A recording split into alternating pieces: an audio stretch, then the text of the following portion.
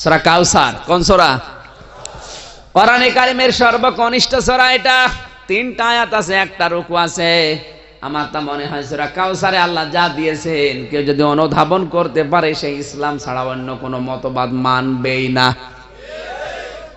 মানধাতা আমলের কায়দায় নাই, ডিজিটাল কায়দায়, আধুনিক কায়দায় সূরা তাফসীর হবে সূরা কাউসারের। এজন্য মন এদিকে দেন আগে। আল্লাহ তাআলা বলেন ইন্না আ'তাইনা কাল কাউসার, হে নবী আপনাকে আমি কাউসার দিয়ে দিয়েছি। কাউসার দেব তা না, দিয়ে দিয়েছি। কোরআন থেকে কোন বিষয় যদি কেউ শুনতে চায় কোরআনের কোন আয়াত থেকে, তাহলে 5টা বিষয় লক্ষণীয়। তাফসিরে মাযহারি আল্লামা সানাউল্লাহ পানিপতি রহমাতুল্লাহ আলাইহি দিয়েছেন।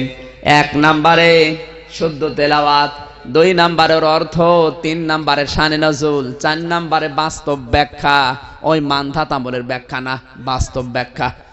5 নম্বরে ওখান থেকে মূল শিক্ষা নিয়ে বাড়ি যাওয়া। এই 5টা বিষয় আজ এখানে আলোচনা হবে। আপনারা থাকবেন তো? এই ওঠে কে গো? হ্যাঁ, পেশাব পায়খানা আর বিড়ি খাওয়া ছাড়া কেউ যেতে পারবে না। বিড়ির যদি খুব নেশা লাগে আস্তে করে ওই পারে যে খেয়ে আবার চলে আসবে। আপনাকে একদম কষ্ট দিয়ে বেঁধে রাখার দরকার নেই। নাকি এলাকায় বিড়িক্ষণ নেই?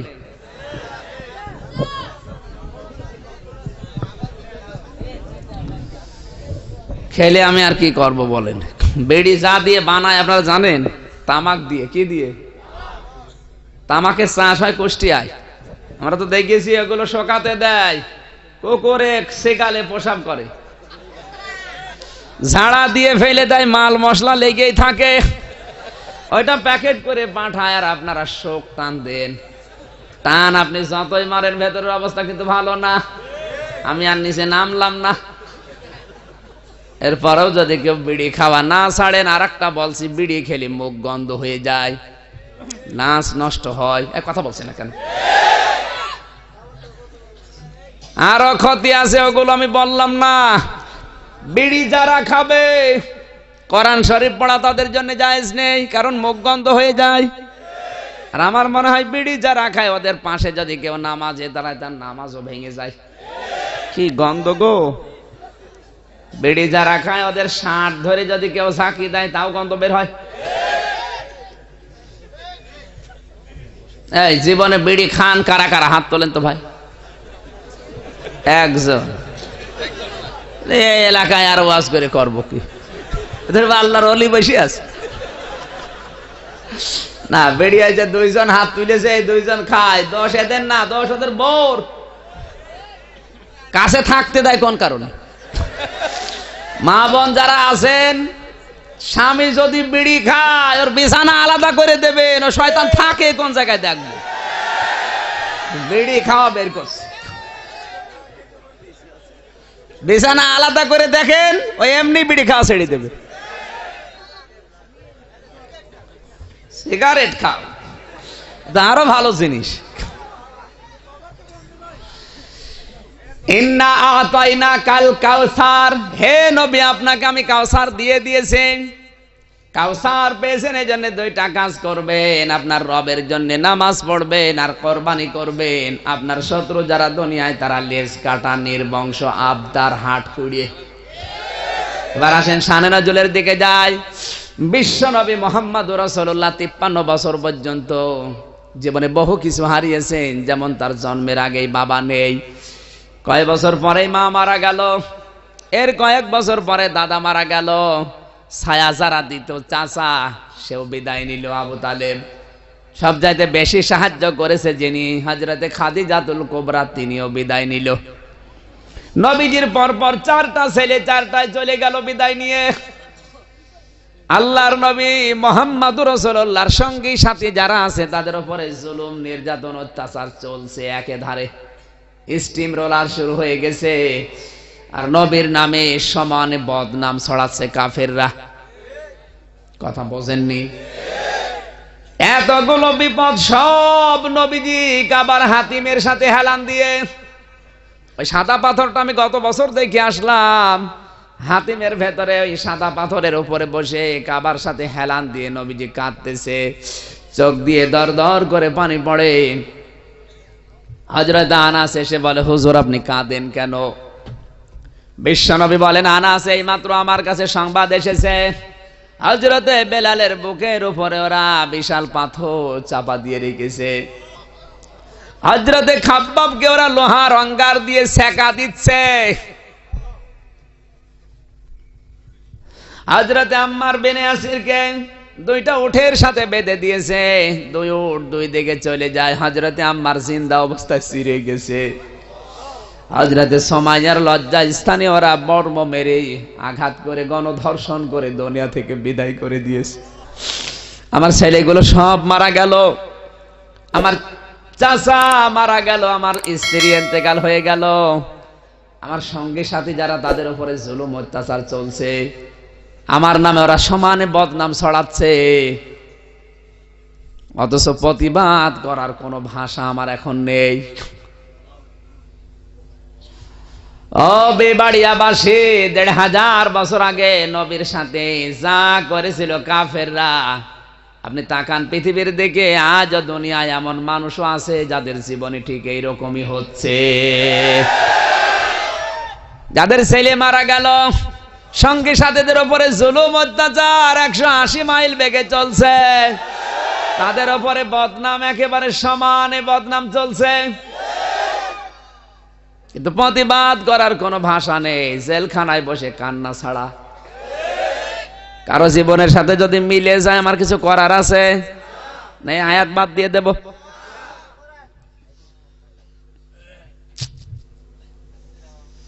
বিশ্বনবী তো এই জন্যই বসে বসে কাঁদছিলেন।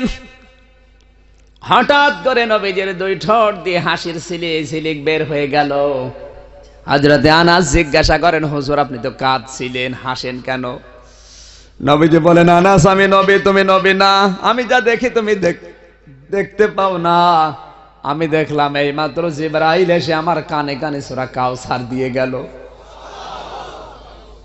কাউসার তুমি একবারে যদি নাও বসো, আমি কিন্তু বুঝেছি আমার আল্লাহ কাউসার দিয়ে কি জানাতে চাই। আমার আল্লাহ জানাতে চেয়েছে, ইন্না আতাইনাকাল কাউসার, হে নবী আপনাকে আমি হাউজে কাউসার দিয়ে দিয়েছি। প্রশ্ন আসতে পারে, নবীর ছেলেগুলো মারা যাচ্ছে আর নবীকে আল্লাহ হাউজে কাউসার পানি দিচ্ছে, মিল আছে? মিল নেই। ছেলে মারা গেছে, আর একটা ছেলে দিয়ে যদি সান্ত্বনা দিত মিলতো না, পানি দিচ্ছে। কিসের সাথে কি? সাহাবী যদি নাও বুঝেছে, নবী কিন্তু বুঝতে পেরেছেন যে কাউসার দিয়ে আমার আল্লাহ কি আমাকে দিয়েছে। কথা বলেন না কেন? নাই তো নবী হাসবে কেন? এখানে 5টা কারণ আমি পেয়েছি তাফসিরে নবীজির হাসির। 1 নাম্বার, নবীকে আল্লাহ জানিয়েছেন, হে নবী আপনার ছেলে মারা গেছে, তাতে কি হয়েছে? আপনার কয়টা ছেলে? আমি নিয়েছি মাত্র 4টা। আবুল কাসেম, ইব্রাহিম, তয়্যুব, মাত্র 4টা ছেলে আমি নিয়েছি। এর বিনিময়ে আপনাকে আমি লক্ষ কোটি সন্তান দেব, দুনিয়াতে রূহানি সন্তান। আপনার রূহানি সন্তান পৃথিবী ভরে যাবে। আপনার এই 4টা সন্তান বেঁচে থাকলে আপনার বদনাম যদি কেউ করতো, আপনাকে গালিগালাজ করতো, অবশ্যই আপনার সন্তানগুলো বাধা দিত, প্রোটেস্ট করতো। আপনাকে আমি এমন রূহানি সন্তান দান করব, 4টা না, কোটি কোটি। তারা আপনার সম্মান যদি কেউ সিনিমিনি খেলে, ভুলণ্ঠিত করে, তারা জীবন দিয়ে হলেও তারা রুখবে। ব্রাহ্মণবাড়িয়াবাসী, আমি দেখতে চাই নবীর ওই রূহানি সন্তান দেশে আছে না নেই? কারা কারা আছে দেখি।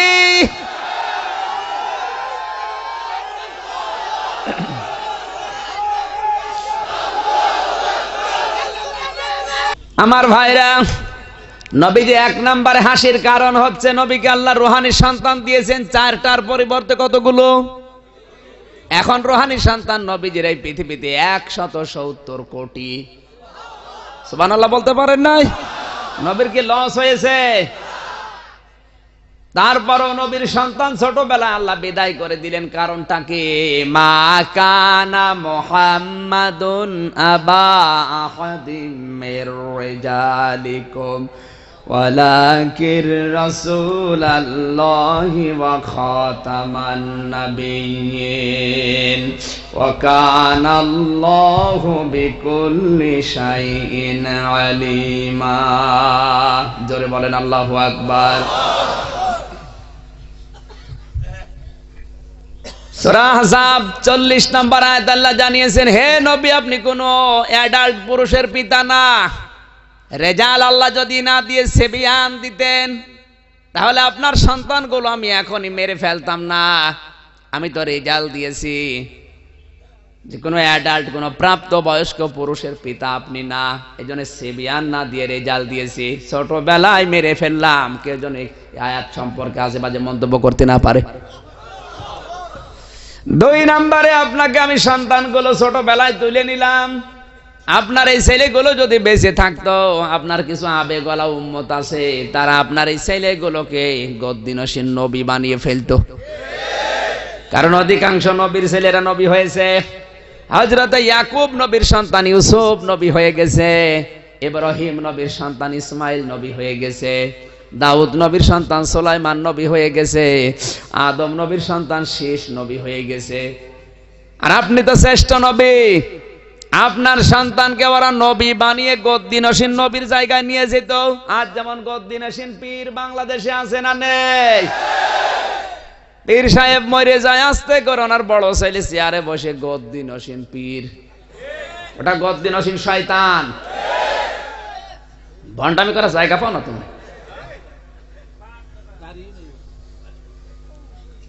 নবীজি যদি বলতেন আমার ইন্তেকালের পরে আমার মেয়ে বসবে এই পিয়া, আমার ফাতেমা বলবে চেয়ারে, কারো বাবারও ক্ষমতা ছিল না নিষেধ করা।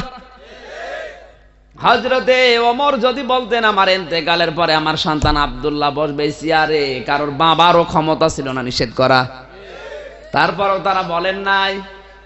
তিনি বলেছেন সাহাবীদের ভেতরে যাকে যোগ্যতা সম্পন্ন মনে করো তাকে বসিয়ে নিও। কিন্তু আমরা আছি কোন ধান্দায়? ইসলামকে আজ আমরা বাপ দাদার জিনিস বানিয়েছি।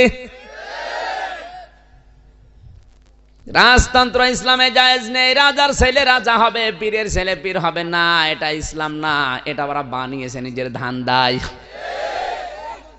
আজ বাংলাদেশে 48,000 পীর, কত পীরের দরবার তাকান, পীর সাহেব মরে যায়, আস্তে করোনা ছেলে বসে চেয়ারে। ও পীরের হাজার হাজার মুরিদ দেশে, কত যোগ্যতা সম্পন্ন মুরিদ আছে, তাদেরকে তো বসায় না। কথা বললেন না কেন? আপনি এটা পেলেন কোথায়? কোরআনে স্পষ্ট নিষেধ, আমরুহুম শুরা বাইনাহুম, পরামর্শের ভিত্তিতে রাষ্ট্র চালানো লাগবে। আপনি পেলেন কোথায় এটা? হে নবী আপনার সন্তানগুলো ছোটবেলায় এমনি আমি তুলে নেইনি, এই কারণে নিয়েছে ওরা শেষ পর্যন্ত আপনার ছেলেকে অন্য গদ্দিনসীন নবী বানিয়ে ফেলতো, বলে এটা নবী। কারণ আমি তো দিয়েছি খাতামান নাবিয়্যিন, আপনি শেষ নবী। তাহলে আপনার পরে যদি ছেলেদের করা নবী বানিয়ে ফেলতো, কোরআনের আয়াত আবার পাল্টানো লাগতো। কোরআন আয়াত কি পাল্টাবে? আরো জোরে বলেন। আপনার ছেলেগুলো আমি তুলে নিয়েছি, এই কারণে আপনি চিন্তা করবেন না। 3 নম্বরে আপনার সন্তানগুলো তুলে নেওয়ার কারণে কষ্ট হচ্ছে আপনাদের? থাকবেন তো? 3 নম্বরে আপনাকে ওরা পাগল বলে।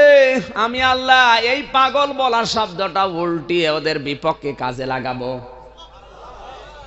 আপনি তো চিন্তা করছেন আপনাকে ওরা বদনাম বের করছে আপনার নামে, মিডিয়া দিয়ে, ইলেকট্রিক মিডিয়া, প্রিন্টিং মিডিয়া দিয়ে, পেপারে দিয়ে, পত্রিকা দিয়ে, সারা দেশে ওরা আপনার নামে সমানে বদনাম ছড়াচ্ছে। এটা শুধু 1,500 বছর আগে ছিল, এখন এসব নেই।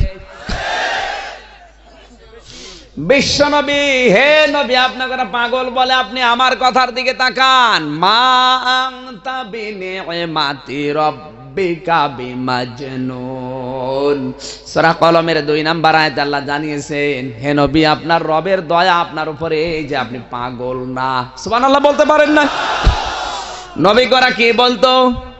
আরো জোরে, আরো জোরে বলেন। নবীকে পাগল বলার কারণ কি? 3টা কারণ পেয়েছি আমি তাফসিরে মাযহারি আল্লামা সানাউল্লাহ পানিপতি রহমাতুল্লাহ আলাইহি তাফসিরে মাযহারিতে নবীকে ওরা পাগল বলতো, কারণ দিয়েছে 3টা। 1 নম্বরে নবীকে পাগল বলতো কোনো কারণ নাই, এমনি। কোন কারণে? এমনি। আমি কি যদি হুজুরকে এখন বলি দাড়িওয়ালা, যদি বলে কেন বললেন? এমনি। যদি বলে যুদ্ধ অপরাধী, যদি বলে আমার এটা বললেন, এমনি। কারণ ওনার পক্ষ থেকে তো কোনো প্রতিবাদ নেই। কথা বলে না কেন? আজ আমাদেরকে অনেকে পাগল না বললে অন্য কোনো নাম দিয়ে ডাকে, কারণ আমাদের তো কোনো প্রতিবাদ নেই। আমরা একটু যদি হেঁটে যাই বলবে দাওয়াত পেয়েছি, যদি আস্তে আস্তে যাই বলবে কি খাওয়া খেয়েছি। তারপরেও তো আমরা এখন খেতে পারি না ভালো। আমরা আর কতটুকু খাই? আমরা তো ডাল খাই না, বাবা খাই না, ইয়াবা খাই না, লাল পানি খাই না, আমরা ব্রিজ খাই না, কালভার্ট খাই না, রাস্তা খাই না, পদ্মা সেতু আমরা খাই না, কিছুই খাই না। তারপরও সব আমরা খাই। আর উনি সব খায়। উনি লাল পানি খাচ্ছে, ডাল খাচ্ছে, বাবা খাচ্ছে, ইয়াবা খাচ্ছে, রাস্তা, ব্রিজ, কালভার্ট, এমনকি ব্যাংক পর্যন্ত খেয়ে ফেলছে, তারপরও কিছু খাই না। আপনারা রাগ করলেন? সব খাই, কিচ্ছু খাই না। আর আমি কিছুই খাই না, তারপর সব খাই আমি। আমার উপরে এই দোষটা দেওয়ার কারণ কি? এমনি। এই বলবেন না কেন? নবীকে পাগল বলতো ওরা, কোনো কারণ নেই, এমনি। 2 নম্বরে নবীকে পাগল বলার কারণ ছিল বিশ্ব নবী ওহী নাজিল হলেই তিনি ঘেমে যেতেন, অস্থির হয়ে পড়তেন, ঘরমাক্ত হয়ে টপ টপ করে ঘামগুলো ঝরতো। ওহী নাজিল হওয়ার যে অধ্যায় আপনি দেখবেন। কথা বললেন না কেন? যে ঘোড়ার উপরে নবী বসতেন, উটের উপরে বসতেন, ওহী নাজিল হলে ইন্না সানুলকি আলাইকা কাওলান সাকিলা, আল্লাহ বলেন ওহীর একটা ভার আছে, ওই ভারে, ওহীরই ভারে উট পর্যন্ত ডেবে যেত। নবীজি ঘেমে পড়তেন, অস্থির হয়ে পড়তেন, বিশ্বনবী অস্বাভাবিক হয়ে যেতেন। ওরা এই অবস্থাটা বুঝতে পারে না, এই জন্য বলেছে লোকটা পাগলামি করছে। নবীকে পাগলামি করতো? নবীর এই স্বাভাবিক অবস্থা থেকে অস্বাভাবিক এটা ওরা বোঝে নাই, কারণ নবীকে চেনার মতো যোগ্যতা ওদের ছিল না। ভালোকে ভালো বলার যোগ্যতা তো থাকা লাগবে, ওইটা তো আপনার নেই। আপনি মনে করেছেন কক্সবাজার আমি 1 জানুয়ারি পালন করলাম 1,40,000 টাকা দিয়ে একটা রুম ভাড়া করে, আমার মতো মনে হয় পাশের রুম ওইটাই চলছে। কিন্তু ওই পাশের রুমে কত মানুষ সেজদা দিয়ে কেঁদে কেঁদে রাত কাটাচ্ছে, আপনি টের পাননি। কারণ আপনার সারাটা জীবন চলেছে অবৈধ। আপনি যা ধরেছেন হাত দিয়ে সব অবৈধ জিনিস, পা দিয়ে যেমনে গেছেন সেমনি অবৈধ পথ, চোখ দিয়ে যা দেখেছেন সব অবৈধ জিনিস, যা পেটে দিয়েছেন সব অবৈধ হারাম জিনিস। আপনার কাছে তাই মনে হবে। কথা বললেন না কেন? কারণ নবীকে নবী হিসাবে চেনার মতো যোগ্যতা আবু জেহেলদের, আরো জোরে বলা লাগবে, নবীকে চিনতে হলে আবু জেহেল দিয়ে হবে না, আবু বকর হওয়া লাগবে, হযরত ওমর হওয়া লাগবে, ওসমান হওয়া লাগবে, আলী হওয়া লাগবে। আবু জেহেল দিয়ে নবীকে চেনা যাবে না। আরো আসতে বলেন। আবু লাহাব দিয়ে নবীকে চেনা যাবে না, কালা জাহাঙ্গীর দিয়ে নবীকে চেনা যাবে না, পিচ্চি হান্নান দিয়ে নবীকে চেনা যাবে না, মুরগি মিলন দিয়ে নবীকে চেনা যাবে না, শাহরিয়ার কবির দিয়ে নবীকে চেনা যাবে না, এরশাদ শিকদার দিয়ে নবীকে চেনা যাবে না, সাইফুদ্দিন মানিক দিয়ে নবীকে চেনা যাবে না। নবীকে চিনতে হলে আবু বকরের মতো মন লাগবে। আপনার তো সেই মন নেই, আপনি আলেমদের চিনবেন কি করে? এই জন্য আলেমদের দেখলে আপনার রাজাকার মনে হয়। আমি আর নিচে নামলাম না, নামেন নেমে আমি মায়ের খাই।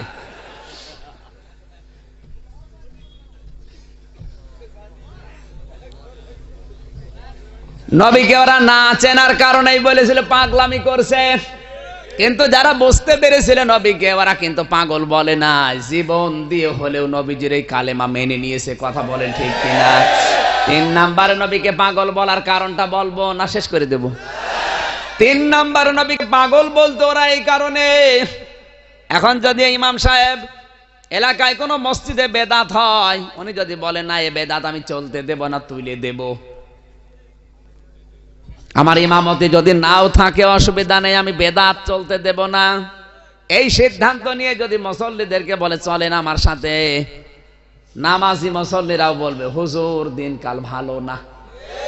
আপনার অত দরকার কি? আপনি বেতন পান, নিয়ে খান, আরামে থাকেন, অত দরকার নেই। দিনকাল খুব ভালো না, যে যা করছে করুক, লা ইলাহা ইল্লাল্লাহ। এই কথা বলছেন না কেন? আপনি চিন্তা করেন, একটা বেদাত তুলে দেবে হুজুর, তারপরও নামাজি মানুষদের পক্ষ থেকে কোনো সাড়া নেই, আরো ভয় দেখায়। আর ওই সময় নবীজি একা, তামাম দুনিয়া একদিকে, কেউ দরগা পূজা, কেউ দুর্গা পূজা, কেউ পুতুল পূজা, কেউ মাছ পূজা, কেউ আগুন পূজা, কেউ পাথর পূজা, কেউ মূর্তি পূজা নিয়ে ব্যস্ত। আর নবী একা দাঁড়িয়ে বললেন, না আমি এগুলো একটাও মানি না, লা ইলাহা ইল্লাল্লাহ। এই জন্য ওরা বলেছিল এটা পাগলামি করছে, লোকটা পাগল হয়ে গেছে। বিশ্ব নবীর এই পাগল হয়ে গেছে এই কথাটা আমার উল্টিয়ে ওদের বিপক্ষে আল্লাহ কাছে লাগিয়ে এমন কায়দা করে দিলেন, নবীজি কেউ চিনত না নবীকে। বাইরের দেশ থেকে যারা হজ করতে এসেছে ওরা কিন্তু নবীর পরিচয় জানে না। আবু জেহেল নিজে হাজিদের তাবুতে যে ডাক দিয়ে বলে, আমাদের দেশে এক পাগল আছে, নাম তার মোহাম্মদ, ও কি বলে শুনবা না? যারা বাইরের দেশ থেকে এসেছে ওরা কিন্তু নবীকে চেনে। আরো জোরে, ওরা চিন্তা করছে পাগলের কাছে যেতে তো নিষেধ করে নাই, কি বলে এটা শুনবা না, এই কথা বলেছে নেতা। ঠিক আছে আমরা দেখবো, কিন্তু শুনবো না, কানে আঙুল দিয়ে গেছে যেন শোনা না লাগে। নবীজি কাবার হাতিমের পাশে বসে সূরা রহমান তেলাওয়াত করছিলেন। আবু জেহেলের কথা মতো ওরা এসেছে যে ঠিক আছে আমরা পাগল, কি বলে শুনবো না, কিন্তু একটু দেখবো। কারণ পাগলের নাম শুনলে মানুষ এমনি দেখতে চায়। ওরা যাবার পরে নবীজির চুল দেখে ওরা পাগল হয়ে গেছে। কি সুন্দর চুল, পরিপাটি করা, দাঁতগুলো মুক্তার দানার মতো, চেহারা এত সুন্দর করে আমার আল্লাহ বানিয়েছেন। তামাম দুনিয়ার মানুষকে আল্লাহ যে সৌন্দর্য দিয়েছেন সব এক জায়গায় করলে নবীর এই মুখের কাটিং এর মতো হবে না। হযরত ইউসুফকেই দেখে ওই জামানায় মেয়েরা বলে ফেলেছিল, হাদা মালাকুম কারীম, এটা মানুষ না, এটা সম্মানিত ফেরেশতা। আর ইউসুফের চাইতে আমাদের নবী 100 গুণ সৌন্দর্য বেশি ছিল। ওরা দেখার পর আর চোখ ফিরাতে পারে না। চিন্তা করছে নেতা যা বললো মেলে না, বললো পাগল, কিন্তু পাগলের চেহারা তো এরকম হয় না, সে তো ময়লা থাকে, গন্ধ থাকে, কিন্তু এত পরিপাটি লোক। মুখ দিয়ে কি উচ্চারণ করে মনে হচ্ছে দেখি, কান থেকে আঙ্গুল সরিয়ে দেখে সূরা রহমান পড়ছে। আমার আল্লাহ ওদের কান দিয়ে ঢুকিয়ে কলিজা পর্যন্ত স্পর্শ করে দিয়েছে। একজন আর একজনকে বলে, কি রে পাগল বলে লোকটা কম মিলল না, কি বলে দেখ, দুনিয়ায় কোন মানুষের মুখে এমন সুন্দর বাণী শোনা যায় না। নেতারা যা বলেছে সব মিথ্যা, ওরা ধোঁকাবাজ, ওরা প্রতারক, ওরা মিথ্যাবাদী, ওদের কথা আর মানবো না। এই লোকটাকে শুধু গ্রহণ করবই না, এই লোকটাকে আমাদের বাপ দাদার দেশে এর আদর্শ নিয়ে যাব। ওরা করেছিল পাগল বলে মানুষকে দূরে রাখবে, কিন্তু আমার আল্লাহ উল্টিয়ে ওইটা ওদের বিপক্ষে কাজে লাগিয়েছে। কথা বলছে না কেন? বিদেশি লোকগুলো বলছে কি, এই নেতারা যার সম্পর্কে আগে বলতো আমাদের দেশে আলামিন আছে, আর এখন বলছে লোকটা পাগল, ওদের একটা কথাও তো মেলে না। কাছে এসে দেখলাম পুরা উল্টিয়ে গেছে। ব্রাহ্মণবাড়িয়াবাসী বিবেক যাদের আছে তাদের কাছে বলছি যে মানুষগুলো বিদেশ থেকে এসেছে, এতদিন যা নেতাদের মুখে শুনে বিশ্বাস করেছিল, এখন দেখছে সব উল্টা। এই মানুষগুলো যদি 5 মিনিটের সময় পায় এই নেতাদের গতি রাখবে, সব আগুন ধরিয়ে দেবে না, বলেন না কেন? আজ তামাম পৃথিবীতে আলেমদের কালার করার জন্য যত মিডিয়া কাজে লাগিয়েছ, পৃথিবীর অধিকাংশ মানুষ মনে করে হ্যাঁ ওদের চরিত্র মনে হয় ওই রকমই, কিন্তু কাছে এসে যদি 5 মিনিটের সময় পাই তোমাদের জালেমদের গদি দুনিয়ায় রাখবে না। ডোনাল্ড ট্রাম্প পর্যন্ত থাকবে না, কারণ ট্রাম্পকে দিয়ে আল্লাহ এখন দিনের কাজ করিয়ে নিচ্ছে। প্রশ্ন আসতে পারে ট্রাম্পকে দিয়ে আবার ডোনাল্ড ট্রাম্প আবার দিনের কি খেদমত করছে? কয়েকদিন আগে ডোনাল্ড ট্রাম্প সেমিনারে বক্তব্য দিতে গিয়ে ইসলাম শব্দকে 4 বার উচ্চারণ করেছে। ইসলাম ইসলাম ইসলাম ইসলাম। পাশের যে সমস্ত মানুষগুলো ছিল ওরা বলছে ইসলাম কি? ওরা তো খ্রিস্টান, ওরা এ সম্পর্কে অত ধারণা ওদের ছিল না। ওরা মুসলমানরা খারাপ এই ধারণা নিয়ে ব্যস্ত। কিন্তু ইসলাম কাকে বলে? এবার ইসলাম সম্পর্কে ইন্টারনেটে সার্চ দিয়ে দেখে ইসলাম এমন সুন্দর ধর্ম, শেষ পর্যন্ত 4 জনই মুসলমান হয়ে গেছে। আপনি যত চেষ্টা করবেন পারবেন না, আপনার জীবন হয়তো শেষ হয়ে যাবে। আপনি তামাম দুনিয়ার কাছে পৃথিবীতে ঘৃণিত হয়ে থাকবেন।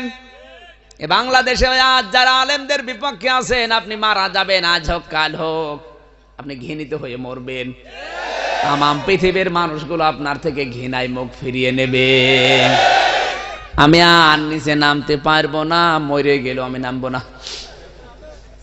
আমার ভাইরা, ওরা পাগল বলে যা করেছে রে, উল্টিয়ে ওইটা নবীর পক্ষে কাজে লাগিয়েছেন কে? আল্লাহ বলেন নবী আপনি চিন্তা করবেন, ওরা পাগল বলে আমি আল্লাহ আছে। মাকারু ওয়া মাকারাল্লাহু আল্লাহু খায়রুল মাকিরিন। সূরা আলে ইমরানের 154 নম্বর আয়াত। রব্বুল আলামিন বলেন, শুধু 54 নম্বর আয়াত এটা প্রথম অংশে আছে, ওই মানুষগুলো আপনাকে বিরুদ্ধে ষড়যন্ত্র করে, আমি আল্লাহ কৌশল করি, অবশ্যই আমি আল্লাহর কৌশল সর্বোত্তম। আজ যারা দুনিয়াতে নবীর আদর্শ নিয়ে সিনেমিনে খেলছে বিভিন্ন ব্লগের মাধ্যমে, এদেশে না হোক অন্য দেশে আছে, যত কায়দায় নবীকে গালি দেওয়া হচ্ছে অপমান করার জন্য, নবীর আদর্শ বিদায় করার জন্য যে ষড়যন্ত্রগুলো বিভিন্ন নাম নিয়ে নাস্তিকরা করছে, রাম আর বামরা, আল্লাহর কসম আল্লাহ একটাও ষড়যন্ত্র সফল হতে দেবে না। কারণ আল্লাহর গ্যারান্টি হচ্ছে আল্লাহু ইয়াসিমুকা মিনান নাস, মানুষের যত ষড়যন্ত্র ওখান থেকে আপনাকে আমি আল্লাহ বাঁচাবো। ওই ক্ষমতা এখন আল্লাহর আর নেই। আরো আসতে বলেন। ডোনাল্ড ট্রাম্প ক্ষমতায় আসার পরে আল্লাহ একটু চিন্তায় আছে। কয়েকদিন আগে এক শয়তান ফতোয়া দিয়েছে, পীর নামে কলঙ্ক, ফতোয়া দিয়েছে রোহিঙ্গাদের ব্যাপারে। দেখলাম আল্লাহ একটু চিন্তায় আছে। ওরে শয়তান রে, সে যেই বলুক ভাই, নাম নেওয়ার দরকার নেই, এমনি আমি ঝামেলায় আছি। 4 নাম্বার কারণটা এবার বলছে। কয় নাম্বার? না শেষ করে দি? কি গো, 12টা বেজে যাচ্ছে না, মানে সারা রাত আমি মরে যাই। 4 নাম্বার কারণ আপনাকে ওরা পাগল বলে। আপনাকে আমি পানি দিলাম কেন আপনি জানেন? পানির কদর দুনিয়ায় যদি কেউ নাও বোঝে, আখেরাতে পানির কদর পাবেন আপনি। কারণ দুনিয়াতে আপনি দেখবেন কাজকর্ম করে মাঠ ঘাট থেকে মানুষ যখন বাড়ি আসে সর্বপ্রথম কি চাই? আরো জোরে বলেন। গুরুত্বপূর্ণ জিনিস এটা। আর এটা সবচাইতে বেশি দরকার হবে মরণের পরে, আখেরাতে। কারণ কিয়ামতের ওই ময়দানটা আমি আল্লাহ তামা বানিয়ে দেব। কি বানাবো? এই যে সূর্যটা আলো দিচ্ছে 173 টন, অন্যান্য গ্রহ নক্ষত্রকে আলো দিচ্ছে 30,000 টন। এই সূর্যটা আমার আল্লাহ এক এক সেকেন্ডের জন্য জ্বালিয়ে রাখতে বিদ্যুৎ খরচ হয় 30,000 কোটি ফরেনহাইট বিদ্যুৎ। 16 কেজি করে অক্সিজেন আপনাকে আমার আল্লাহ বিনা পয়সায় দিয়ে দিচ্ছে প্রতিদিন। 1 কেজি অক্সিজেন কমপক্ষে 150 টাকা করে নেয়। আপনি যদি হিসাব করে শুধু অক্সিজেনের দাম দিতেন, তাও বাঁচতে পারতেন না, মরে যেতেন। এই সূর্যটার চাইতে 100 গুণ শক্তিশালী একটা সূর্য আমার আল্লাহ কিয়ামতের আগে, কিয়ামতের ময়দানে উদিত করবেন। তার নাম পিস্টল স্টার। এই যে বিজ্ঞানী এডওয়ার্ড হ্যাবেল কিছুদিন আগে একটা ক্যামেরা আবিষ্কার করেছে, ওর নাম হচ্ছে অ্যাপোস্টোস্কোপি। এত বড় হাই পাওয়ারের ক্যামেরা 10,000 মিলিয়ন বছরের রাস্তার দূরত্ব থেকে ছবি তুলে ক্যাচ করে নিজের কাছে নিয়ে আসতে পারে। এত বড় পাওয়ার এই ক্যামেরায় ধরা পড়েছে। কিয়ামতের ময়দানে আমার আল্লাহ যে সূর্যটা উদিত করবে, এই সূর্যের চাইতে 100 গুণ শক্তিশালী। নাম দিয়েছে পিস্টল স্টার। সূরা ওয়াকিয়ার ভেতরে আমার আল্লাহ সূর্যের বর্ণনা দিয়েছেন। কিয়ামতের ময়দানে 40 বছর একাধারে সূর্য তাপ দিতে থাকবে 12টা মুখ দিয়ে। এই সূর্যের চাইতে কত গুণ শক্তিশালী? আরো জোরে। 12টা মুখ দিয়ে একাধারে 40 বছর তাপ দিলে পুরা কিয়ামতের ময়দান তামা হয়ে যাবে। কি হবে? এক হাত উপর দিয়ে সূর্য তাপ দিচ্ছে 12টা মুখ দিয়ে। তাপের গুণ হচ্ছে 100 গুণ শক্তিশালী। মানুষের মাথার মগজগুলো টকবক করে ফুটতে থাকবে, নাক কান দিয়ে গলে গলে পড়বে। পানি পানি বলে একটা চিৎকার মানুষ শুধু করবে যে পানি চাই, পানি চাই, পানি চাই। হে নবী, আপনি আজকে হয়তো পানির কদর বোঝেন না, কিন্তু সবচাইতে বেশি মানুষ কদর করবে পানির কিয়ামতের ময়দানে। কেউ পানি দিতে পারবে না। ওই দিন আপনার হাতে যদি কেউ হাউজে কাউসারের 1 ফোঁটা পানি পান করতে পারে, আমি আল্লাহ পাক বলছি জান্নাতে যাওয়ার আগ পর্যন্ত তার পিপাসাই লাগবে না। আমার ভাইরা এখানে ছোট্ট একটা কথা বলছে, আপনি কি মনে করবেন আমি জানি না। সঠিক কথা, এই জন্য বলছি আপনাকে খেয়াল করে চলা লাগবে। দুনিয়ায় অনেক মানুষ আছে এই বাংলাদেশে, তারা বলে কিয়ামতের ময়দানে আমার বাবা জান, আমার দাদা জান, আল্লাহর কুতুবরা জাহাজ নিয়ে বের হবে। আপনার তো কমন সেন্স আছে। কিয়ামতের ময়দান তো তামা, জাহাজ চলবে কোন জায়গায়? না, আপনি হাসেন কেন ভাই? আপনার তো চিন্তার খোরাকি দিলাম। কিয়ামতের ময়দানে কি পানি থাকবে সমুদ্রের মতো? আপনি জাহাজ চালাবেন? ময়দান তো থাকবে তামা। 40 বছর একাধারে তাপ দেবে আল্লাহ, পুরা ময়দান তামা হয়ে যাবে, পাতায় ফোসকা পড়ে যাবে। আর আপনি ওই তামার ময়দানে জাহাজ চালাবেন? আর দেশের মানুষও পাগল, এগুলো শোনে আর সুবহানাল্লাহ পড়ে। এই গাঁজাখড়ি কথা শুনবেন আর সুবহানাল্লাহ পড়বেন। আপনার মাথার ভেতরে মগজ নেই না গোবর দিয়ে ভরা? শুধু উল্টা পাল্টা চিন্তা করো না। হুজুর আমরা বাঁশ দিয়ে যাচ্ছে, যে বাঁশ ছাড়া এখানে আছে কি? আপনাকে আমি ইন্ডিকেট করে বলি না, আল্লাহর কসম, আমি তাফসিরের ভেতরে পড়েছি কিয়ামতে জাহাজ চালাতে পারবেন না। আপনি মানুষকে ধোঁকা দিয়ে বোকা বানিয়ে রেখেছেন। আমার মনে হয় অন্তত যাদের মাথায় মগজ আছে ওরা একটু চিন্তা করছে। আসলেও তো এই বিষয়টা ভুল বলছিল না। সে যেই হোক, যেই প্রচার করবে তাকে মানা করা লাগবে। আপনি পেলেন কোথায়? জাহাজ চলবে কোন জায়গায়? তামার ময়দানে জাহাজ চলে?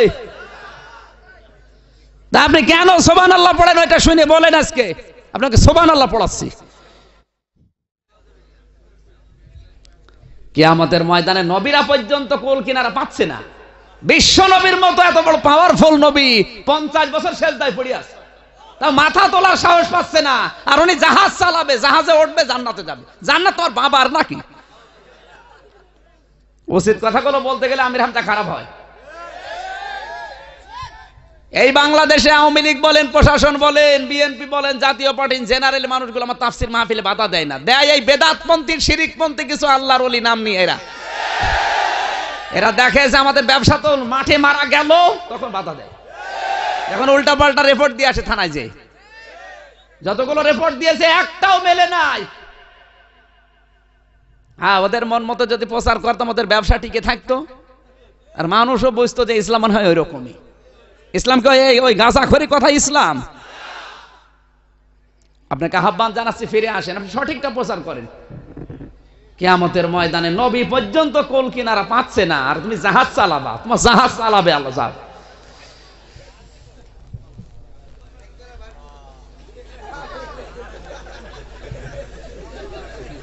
কি করবো আমার মাঝে মাঝে চিন্তা হয়, কি গো এ দেশে মানুষ কি আসলে কি গোবর খায়? আপনার কমন সেন্স বাদ দিলাম, শুধু যদি সেন্স থাকে তাও এরকম গাঁজাখড়ি কথা আপনি বিশ্বাস করবেন না? মানে কত ভালো ভালো মানুষ বিশ্বাস করে বসে আছে, বলতে যাবেন মানবেও না, বলে আমার পীর সাহেব বলে, আরে তোর পীর কি বড় হয়ে গেল? কোরআনের সালা, কোরআন যেখানে স্পষ্ট দলিল দিচ্ছে, নবী পর্যন্ত যেখানে কুল কিনারা করতে পারছে না।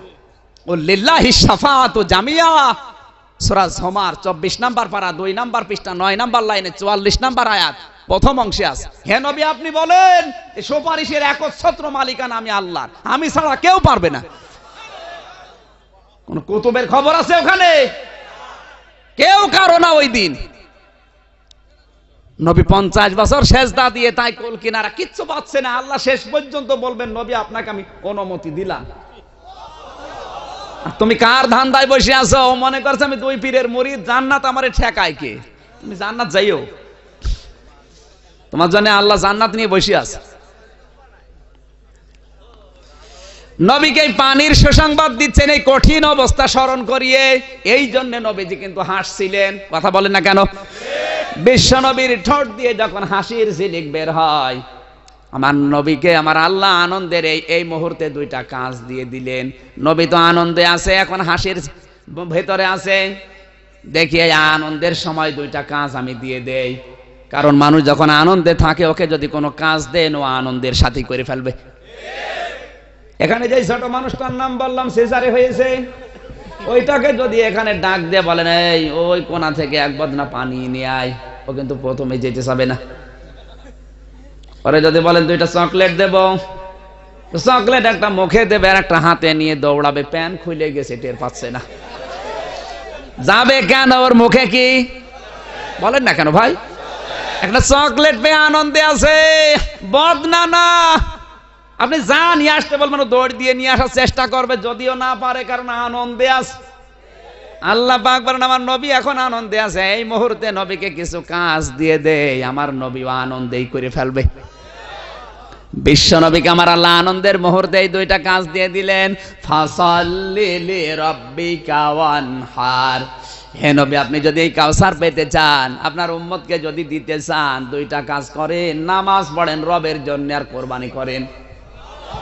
নামাজ পড়া লাগবে কার নামে? নামাজ পড়লেই নামাজ হয় না, নামাজ পড়া লাগবে রবের উদ্দেশ্যে। লিরাব্বিকা। আজ বাংলাদেশে অনেক মানুষ নামাজ পড়ে পীর সাহেবের জন্য, লোক দেখানোর জন্য, ভোট পাওয়ার জন্য, সমাজ ঠেকানোর জন্য।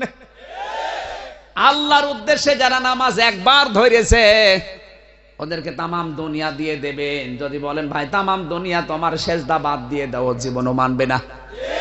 আর আসতে বলেন আমার যতটুকু ঈমান আছে ঈমানেই আমি বলছি, আপনি যদি তামাম দুনিয়াও আমার নামে লিখে দেন আর বলেন যে একটা সেজদা আল্লাহকে দেয়া যাবে না, আমার যতটুকু ঈমানে বলছি, আমার তো ঈমান কতটুকু আল্লাহ ভালো জানে। এতটুকু ঈমানে আমি বলছি তামাম দুনিয়ার চাইতে একটা সেজদা আমার কাছে অনেক দামি। কারণ আমি নামাজ পড়ি ভোটের জন্য না, লোক দেখানোর জন্য না, সমাজ দেখানোর জন্য না। লিরাব্বিকা, আমি নামাজ পড়ি আমার রবের জন্য। রবের জন্য যারা নামাজ পড়বে ওদেরকে দুনিয়া দিয়েও আপনি বাধা দিতে। আর যারা মানুষের জন্য নামাজ পড়ে 2 ওয়াক্ত পড়ে 3 ওয়াক্ত পড়ে না, রমজান আসলে পড়ে, বাকি 11 মাস সব ফাঁকি, কথা বলেন না কেন?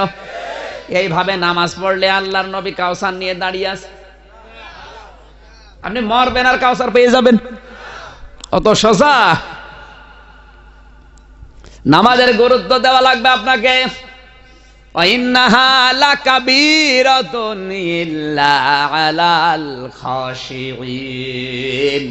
আল্লাহ বলেন নামাজ অবশ্যই বড় কঠিন কাজ, ভারী জিনিস, কিন্তু যাদের ভেতরে আল্লাহর ভয় আছে, ও নারী হোক আর পুরুষ হোক, তামাম দুনিয়া একদিকে হলে ওকে নামাজ থেকে ফেরাতে পারবেন না। কত ভালো ভালো মানুষ আছে নামাজ পড়তে চায় না, বলে বুড়ো হলে নামাজ পড়বো, শয়তান তোর গ্যারান্টি আছে। মুসা নবীর জামানায় আল্লাহর নবী মুসাকে আল্লাহ বললেন ওই কর্মকার আছে লোহা পিটিয়ে সোজা করে, ওকে জান্নাতের গ্যারান্টি দিয়ে দাও।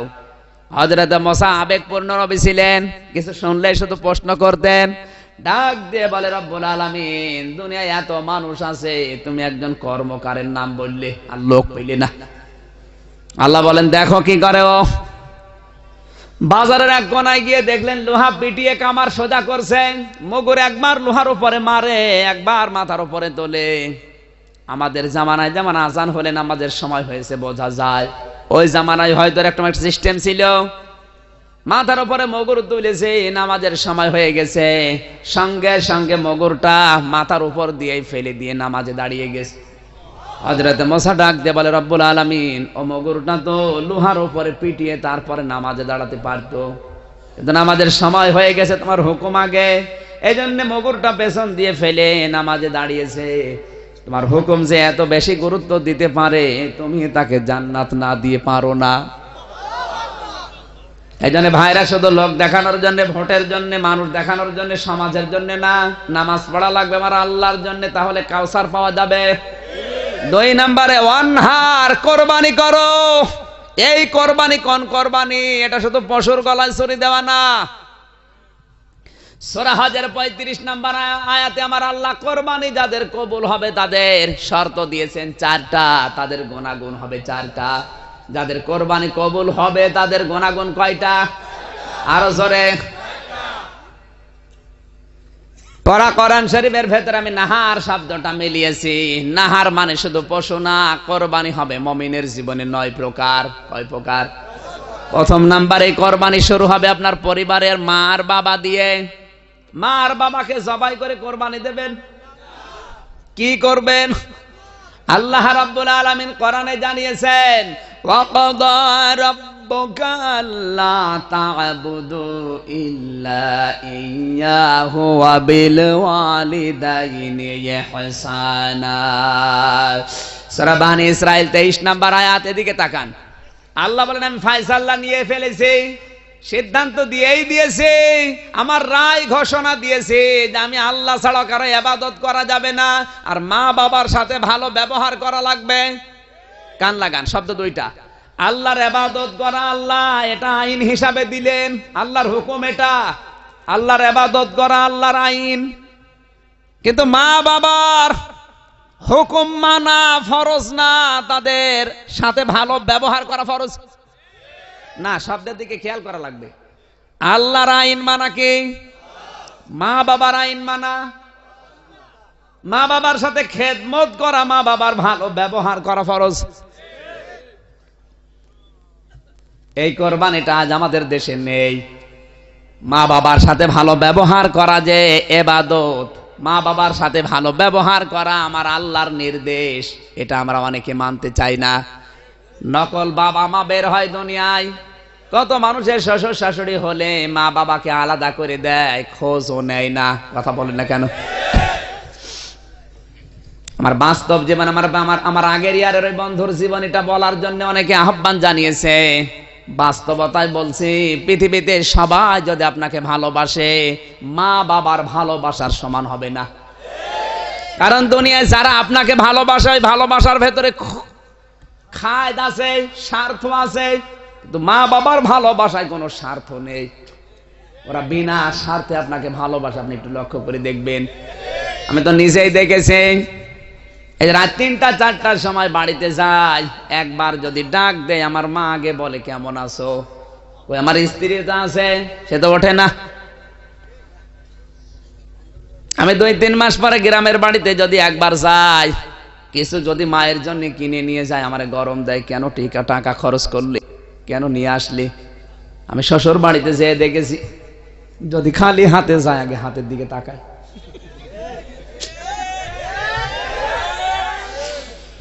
আমার এই বন্ধুটা এত গরিবের ছেলে ছিল, মাস্টার্সে পরীক্ষা দেবে, ওর কাছে টাকা নেই। শেষ পর্যন্ত ওর মা আর বাবা 2জন মিলে রোজা রেখেছে। রোজা রাখলে যেহেতু 2 বেলা খাবার খাওয়া লাগবে, একবার খাবার খাওয়া লাগে না দুপুর বেলা। মানুষের জমিতে বাবা কামলা দিয়েছে, মাকে বলেছে লোকের বাড়িতে কাজ করে কিছু টাকা নিয়ে আসো। বন্ধুদের কাছে কিছু টাকা পয়সা ধার করে 4,500 টাকা ওর হাতে দিয়ে বলে, যা পরীক্ষা দিয়ে আয়। পরীক্ষা দেওয়ার পরে 500 করেছে। ঢাকা একটা চাকরি পেয়েছে, পছন্দ করে একটা বিয়ে করেছে, ধনের দোলালি। কপাল খারাপ, মার বাবার নামই শুনতে পারে না। কেউ জিজ্ঞাসা করলে বলে আমার শ্বশুর শাশুড়ি মারা গেছে। স্বামীকে বলেছে সাবধান, তুমি বাড়ি যেতে পারবা না, যদি বাড়ি যাও তোমার আমি ডিভোর্স দিয়ে দেব। যেহেতু ধনির মেয়ে, সুন্দর চেহারা, এই জন্য ওইদিকে তাকিয়ে মা বাবাকে ভুলে গেছে। ওর বাবা জীবন বাঁচানোর তাকে একটা ভাঙ্গা রিক্সা ভাড়া নিয়েছে। ওই যে ঢাকা থেকে নাইট কোচ গুলো আছে রাতের বেলা, দিনের বেলা তো বের হয় না, ছেলের সম্মান নষ্ট হবে। রাতের বেলা যখন কুয়াশা বেশি হয়, অন্ধকার হয়ে যায়, মাথার উপর একটা চাদর ফেলে দেয়, মুখটা গামছা দিয়ে পেঁচিয়ে এরপরে যায়, মানুষ যেন চিনতে না পারে। ওর মায়ের ওদিকে হাঁপানি রোগ ছিল, দিন দিন বেড়েই গেছে। 3 দিন হয়ে গেল, ওষুধের পয়সা আর নেই। ঢাকার ফার্ম গেটে ওই ছেলেটার সাথে গ্রামের একজনের দেখা। ডাক দেয়া বলে, ভাই আপনি খুব আরামে আছেন, আপনার মা 3 দিন পড়ে আছে, কথাবার্তার আর বলে না, মনে হয় বাঁচবে না। স্ত্রীর কাছে বলছে, অনুমতি দাও, বাড়ি যাবো, আমার মার অসুখ। বলে, না, যাওয়া যাবে না, তুমি যদি তোমার আমি ডিভোর্স দেব। ওর কাছে রাগ হয়ে ডাক দিয়ে বলে, তোর ডিভোর্সের গুলি মারি, আমার মাই বাঁচে না। ওই রাতের বেলায় রাগ করে চলে এসেছে। নাইট কোচ থেকে নেমে দেখে একটা রিকশা, আলো জ্বলছে। ডাক দিয়ে বলে, খালি, এদিকে আয়। কাছে যাওয়ার পরে দেখে নিজের বাবা। পরিচয় দিলে আবার অপমান হবে, এই জন্য মাথাটা নিচু করে বলছে, স্যার আপনি যাবেন কোথায়? বলে, শান্তি পাড়ায় দুঃখ মিয়ার বাড়ি যাব। কি হয় আপনার? বলে, যা হয় হয়, তুমি যাবে কিনা? ওঠেন স্যার। রিকশায় তুলে নিয়ে যাচ্ছে, পেছনে ধাক্কা দিয়ে বলছে, জোরে চালান। এমনিতেই মুরব্বী মানুষ, কুয়াশার রাত, অন্ধকার, 2-3 দিন শরীরে খাবার নেই, দুর্বল মানুষ, জোরে যাইতে পারে না, দিয়েছে আর এক ধাক্কা, জোরে চালান। তৃতীয়বার এমন ধাক্কা দিয়েছে, মুরব্বী রোডের উপরে পড়ে 2টা দাঁত ভেঙে গেছে।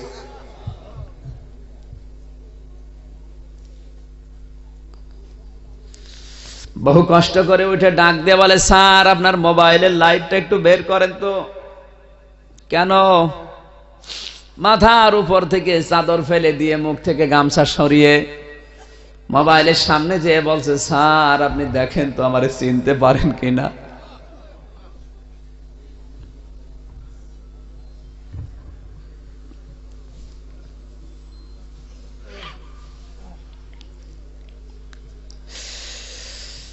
তোমাকে স্যার বানাতে গিয়ে আমার জীবনটা নষ্ট হয়ে গেছে।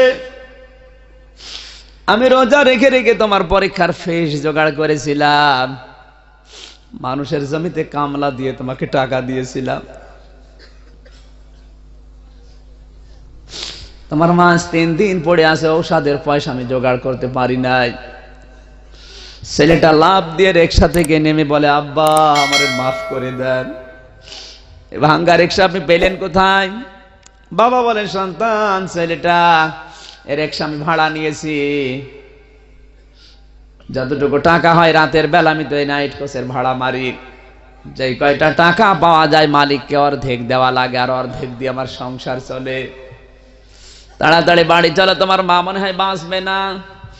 বাড়ি যেয়ে দেখে বাড়ি পৌঁছানোর 10 মিনিট আগে ওর মা মারা গেছে। দৃশ্য দেখে বাবাও 2 মিনিটের ভেতরে হার্ট অ্যাটাক করে বাবাও মারা গেছে। মা বাবার পা জড়িয়ে বলে, আব্বা আম্মা আমাকে মাফও করে গেলে না, আমি তো দুনিয়াও হারালাম, আখিরাতও হারালাম। বিশ্বনবী এই জন্য জানিয়েছেন, হুমা জান্নাতুকা হুমা নারুকা, এই মা বাপ তোর জান্নাত, মা বাপ তোর জাহান্নাম। তাম দুনিয়া যদি হারিয়ে যায়, একদিন না একদিন আবার কিছু না কিছু পাওয়া যাবে, কিন্তু এই 2 জনের একজন যদি হারিয়ে যায়, তাম দুনিয়া খুঁজবেন, এইরকম জিনিস আর পাবেন না। সকাল বেলায় ওর বউ ডিভোর্সনামা পাঠিয়েছে, যেহেতু রাগারাগি করে এসেছিল, ওর চাকরিটা চলে গেছে, ও এখন পাগলের মতো। ও বেবাড়িয়া বাসে যুবক ভাইরা যারা আছে, আমাদের কপাল যেন আমার ওই বন্ধুর মতো হয়ে না যায়। আমরা তো কোরবানি বুঝি না, মনে করে শুধু বড় গরু কিনে কোরবানি দিলেই কবুল হয়ে যাচ্ছে। না, পারিবারিক জীবনে কোরবানি ওইটা। মা বাবা যাদের আছে, মা বাবার জন্য যেটা খরচ করবেন, ইয়াসালুনাকা মাযা ইউনফিকুন কুল মা আনফাকতুম মিন খায়রিন ফালিল ওয়ালিদাইনি ওয়াল আকরাবিন ইলা আখির আয়াত। সূরা বাকারা 2 নম্বর পারা 12 নম্বর পৃষ্ঠা 13 নম্বর লাইনে 215 নম্বর আয়াতের প্রথম অংশে আছে। তাফসীরে কাবির থেকে বলছে, ফখরউদ্দিন রাজি রহমাতুল্লাহ আলাইহি লিখেছেন, হে পৃথিবীর মানুষেরা, নবী আপনাকে যদি প্রশ্ন করে যে খরচ করবো টাকা পয়সা কোন জায়গায়, আপনি বলেন ভালো ভালো কাজে খরচ করবা। আর দুনিয়ায় যত ভালো কাজ আছে 1 নম্বরে মা বাবার জন্য খরচ করা ভালো কাজ। ব্যাখ্যা দিচ্ছেন কে? আপনি মা বাবার নামে যেখানেই কোরআন খুলবেন ওখানেই ব্যাখ্যা পাবেন। সূরা বাকারার ভেতরে আমার আল্লাহ দিয়েছেন 215 নম্বর আয়াতে, সূরা বানি ইসরাইলের 23 নম্বর 24 নম্বর আয়াতে, সূরা আহজাবের ভেতরে আমার আল্লাহ দিয়েছেন, সূরা আনকাবুতের ভেতরে দিয়েছেন 8 নম্বর আয়াতে, সূরা লোকমানের 14 নম্বর আয়াতে, সূরা আহকাফের 15 নম্বর আয়াতে। যত আয়াত আমি মা বাবার জন্য পেয়েছি পড়া কোরআন শরীফে, যেখানেই মা বাবার নাম সেখানেই ব্যাখ্যা। আল্লাহ মনে হয় কম বোঝে? বলেন। কোরবানি আমাদের হচ্ছে না তো? পারিবারিক জীবনে কোরবানি আছে, অর্থনৈতিক জীবনে কোরবানি আছে, রাজনৈতিক জীবনে কোরবানি আছে, সব জায়গায় আমার আল্লাহ নাহার সাজিয়ে রেখেছে। পারিবারিক জীবনে কোরবানি মা বাবার সাথে ভালো ব্যবহার করা, স্ত্রীর সাথে ভালো ব্যবহার করা। কথা বলেন না কেন? আজ অনেক মানুষ আছে বউ পিটানোর উস্তাদ। না এলাকায় বউ মারা লোক নেই? আছে? বউ মারেন কারা? হাত তোলেন দেখে। একজনও নেই, আলহামদুলিল্লাহ। এই কয়জন মানুষ এখানে আপনার লজ্জা করছে? হাত তোলেন। বউ মেরেছেন কারা কারা জীবনে? হাত তোলেন। একজন? অতটুকু তুলেছ, জোরে তোলো। এই যে আল্লাহর ওলি একটা আছে, তাও তো একজন পাওয়া গেল। সত্য কথা বলিস। আপনি হাসবেন না, আপনাকে হাসির খোরাকি দেয়নি। জীবনে একদিনে স্ত্রীর গায়ে হাত তোলেননি এরকম একটা মানুষ হাত তোলেন তো। কে ডাকো? এটা চুরি হাতে দিয়ে হাত তুলিস? বিয়ে করেছ নাকি আন্দাজে হাত তোলো? এই শোনেন, একটা দুইটা মানুষ শুধু হাত তুললো যে বউ জীবনে মারিনি, হুজুরও হাত তুলতে পারিনি, তার মানে হুজুর মারে। আমিও তুলতে পারলাম না, তার মানে ওই জিনিস না মেরে থাকা যায় না। কি করবো? সিরিয়াল যে কায়দায় দেখে, আপনি না মেরে থাকবেন কয়দিন? যদি বলেন একটু রিমোটটা দাও, বলবে তোমার মাথা খারাপ। এখন শুরু হবে ভজ গোবিন্দ। আর এখন তো সবচাইতে বেশি আকর্ষণ রাখি বন্ধন আর আদরিনী প্রতিদান। তুমি আসবে বলে তোমায় আমায় মিলে কিরণ মালা শেষ হয়ে গেছে। বলে তুমি জানো না তোমার মেয়ে হয়েছে বজ্রমালা আর আমি হয়েছে কটকটি। জয় মা কটকটি জয়। এই জন্য জয় এখন ওদের হয়ে যাচ্ছে। ভারতের সিরিয়াল গুলোতে যেগুলো দেখাচ্ছে শুধু পরকীয়া প্রেম, স্বামীর মনে দুঃখ কি করে দিতে হয়, বউ আর শাশুড়ির ভেতরে গন্ডগোল কি করে শুরু করা লাগে, ঘর কিভাবে অন্যের ঘর ভাঙা লাগে, এগুলো ছাড়া কিচ্ছু নেই। অথচ মেয়েরা এগুলো বসে বসে দেখে আর ওগুলো ট্রেনিং নেয়।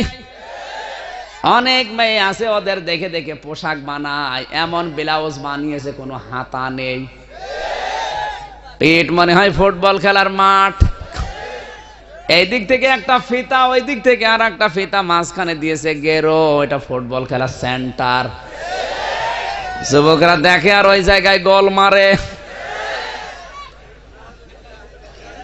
আবার বুক এমন জামা বানিয়েছে, বুকের উপরে লেখা আছে এক বুক জ্বালা। তোমার ওইটা দেখে কোন রিকশায় যদি ওঠো, রিকশা চালকে অ্যাক্সিডেন্ট করবে। আমি একবার কুষ্টিয়ার বড় বাজার থেকে রিকশায় উঠলাম, আমার নিয়ে টানতে পারছে না।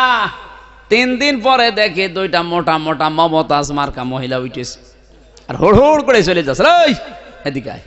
সেদিন আমার নিয়ে টানতে পারছিলেন, আজকে এত জোরে যাও কোন কায়দায়? হুজুর এরকম মহিলা আমার রিকশায় উঠলে আমার গা গরম হয়ে যায়। তোর গা তো গরম হবে, কারণ উঠেছে কি, ওটা টাটকা শয়তান। পৃথিবীতে একটা মাত্র প্রাণী আপনি দেখবেন লেজ উঁচু করে মানুষকে তার লজ্জা স্থান দেখায়, তার নাম কুকুর। আজ দুনিয়ায় যে সমস্ত মুসলমানের মেয়েরা পোশাক পরেছে ঠিক, কিন্তু নিজের গোপন অঙ্গগুলো সব উন্মুক্ত। আপত্তিকর জায়গাগুলো সব উন্মুক্ত রেখে রাস্তাঘাটে চলে। আমার মনে হয় ওরা আর কুকুর একই। আসতে বলেন ভাই, এমনি ওরা বদদুয়া করে আমাদের জন্য। দোষ শুধু ওদের দিলেই হবে না, আপনি তো সব ব্যবস্থা করে দিয়েছেন, ওরা করবে কি? ডিশ অ্যান্টেনা লাগিয়ে হয়নি, অনেকবার লাগিয়ে দিয়েছে ওয়াইফাই। সারা দিন ফিরি ফিরি দেখো, অসুবিধা নেই, ওগুলো দেখে আর চরিত্রের সাথে মেলাবে না, করবে কি? আপনি ইসলাম যদি পরিবারে নিয়ে আসতে পারতেন, অনহার পরিবারেও নাহার আছে। পরিবারের নাহার হচ্ছে স্ত্রীর সাথে উত্তম ব্যবহার করা।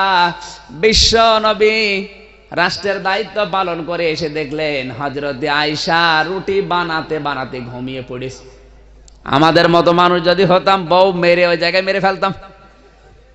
কিরণমালা দেখে ঘুমাচ্ছ? নবীজি এসে দেখলেন ঘুমিয়েছে। রুটিগুলো ছাগল নিয়ে চলে যাচ্ছে। আল্লাহর নবী নিজে রুটিগুলো আবার খামির বানালেন, নিজে রুটিগুলো আগুন দিয়ে সেকলেন। বিশ্ব নবী মুহাম্মদুর রাসূলুল্লাহ সাল্লাল্লাহু আলাইহি ওয়াসাল্লাম নিজে গোশত ভুনা করলেন। আমরা হলে আগে খেয়ে ফেলতাম, নিজে না। নবীজি আয়েশার মাথায় হাত দিয়ে মৃদু স্বরে ডাক দিলেন, আয়েশা। হযরত আয়েশা টের পেয়ে গেলেন, যদিও ছোট ছিলেন কিন্তু বিচক্ষণ ছিলেন। উঠে দেখলেন সব কমপ্লিট। চিন্তা করলেন, না, এগুলো তো আমি তৈরি করিনি, আমার স্বামী বানিয়েছে। লজ্জা পেয়ে গেলেন। আল্লাহর নবী বুকের ভেতরে মাথা নিয়ে বলে, আয়েশা লজ্জা পেও না, দুঃখ করো না, আমি তো তোমার স্বামী। এইরকম স্বামী এখন ব্রাহ্মণবাড়িয়ায় ভরি ভরি, একটাও নেই। বিয়ে করার সময় যেটা নাহার দেওয়া লাগে, তার মানে মোহর, ওইটা নেই। যৌতুক নেওয়ার জন্য পাগল। কসবাই যৌতুক নেই। যৌতুক নিয়ে বিয়ে করেছেন কারা কারা? হাত তোলেন দেখি ভাই। একজন, দুইজন। থাক, এই এলাকায় আর ওয়াজ মাহফিল দেওয়ার দরকার নেই। ওই 30 তারিখে যেটা আছে তালতলা, ওইটাও আমি কেটে দেব। সব আল্লাহর ওলি, ওয়াজ করবো কোথায়? সম্মানিত ভাইরা, আমাদের নাহার হচ্ছে না। বহু নাহার আছে, এক একটা শব্দে আল্লাহ এত কথা লুকিয়ে রাখে, শুধু টান দিয়ে বের করা দরকার। এগুলো আমাদের জীবনে একটাও নেই। আমরা শুধু মরবো আর কাউসার পেয়ে হা করে খাবো নাকি? ইন্না শানিয়াকা হুয়াল আবতার। হে নবী, আপনার শত্রু যারা, আমি গ্যারান্টি দিচ্ছি ওদেরকে আমি নির্বংশ করে দুনিয়া থেকে ছেড়ে দেব। তার বাস্তব প্রমাণ আবু জেহেল। ওকে নির্বংশ করে ছেড়ে দিয়েছে, ওর নামও কেউ রাখে না, কুকুর ওকেও আবু জেহেলের নামে পোষে না। আমি কাবা শরীফ তাওয়াফ করার পর উপর দিয়ে ঘুরছি, হঠাৎ দেখে আমার পেটে ব্যথা। পুলিশকে বললাম, ভাই আমার তো পেট ভালো ছিল, ব্যথা করছে, কারণ কি? পুলিশ আমারে বলে, ইয়া হাজিউল হুজ্জা দায়না বিলা দোকা। ও হাজি, দেশ কোথায়? জি তুমি বাংলাদেশ। আমি বাংলাদেশ থেকে এসেছি। পুলিশ আমারে বলছে, আপনি জানেন না এটা কোন জায়গা? আমি, কোন জায়গা? আবু জেহেলের বাড়ি। আপনি এখনো পায়খানা না করে দাঁড়িয়ে আছেন, তাড়াতাড়ি যান। পায়খানা করে দেখি আমার পেটের ব্যথা ভালো হয়ে গেছে। আল্লাহ আমারে জানাতে চায়, আমির হামজা 2.5 লাখ 3 লাখ টাকা খরচ করে আসলে আর ওই শয়তানের মুখে পায়খানা না করে চলে যাবা, তাড়াতাড়ি করো। কত নিকৃষ্ট বানিয়েছে ওরে, ওর বাড়ি পর্যন্ত আল্লাহ ঘৃণিত বানিয়েছে। কথা বলছে না কেন? এত বড় প্রেসিডেন্ট, বাংলাদেশ না, এদেশ 14টা জোড়া দিলে যত বড় হয়, এত বড় দেশের প্রেসিডেন্ট ছিল আবু জেহেল।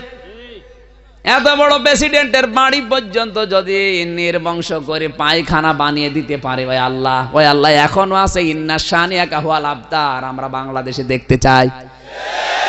যারা বোঝার ওরা বুঝে ফেলেছে, আর যাদের বোঝার দরকার নেই আপনি চোখ বন্ধ করে থাকেন। আবু জেহেলের কবরও দেখে আসলাম বদরের ময়দানে। ড্রাইভার আমারে বলছে, হুজুর এটা শয়তানের কবর, এত করে পানি দেওয়া হয়, কবরে কোনো গাছ হয় না। অথচ পাশে দেখলাম সাহাবীদের কবর, এই পাশে বিশাল খেজুর বাগান, নিচ দিয়ে পানি উঠতেছে। আরো শয়তানের কবরে পানি দিয়েও কোনো গাছ হয় না। আল্লাহ মনে হয় আরে আপেল খাওয়াচ্ছে। কি খাওয়াচ্ছে আপনি টের পাচ্ছেন না? ওরে নির্বংশ করে ছেড়েছে, তোমাকেও ছাড়বে। কথা বলেন না কেন? ওইটা দেখার আশায় আমরা আছি। ইন্না শানিয়াকা হুয়াল আবতার আমরা দেখতে চাই।